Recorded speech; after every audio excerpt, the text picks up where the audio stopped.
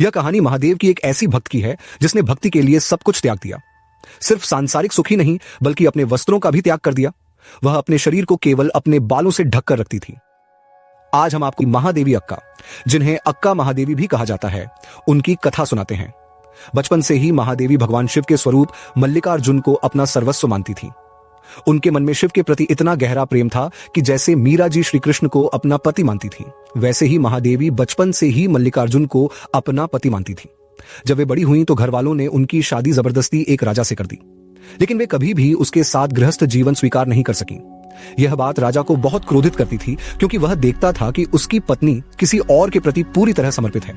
जब भी राजा उनके पास जाने की कोशिश करता, महादेवी शांत स्वर में कह देती, मेरा केवल एक ही पति है महादेव, मुझ पर अधिकार भी केवल उन्हीं का है। राजा बार बार यह सुनकर क्रोध से भर उठता।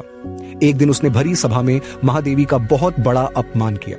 उसने कहा, अगर तुम मेरी पत्नी नहीं हो और शिव ही तुम्हारे पति हैं, तो जिन सुख साधनों में तुम रह रही हो वे सब मेरे हैं।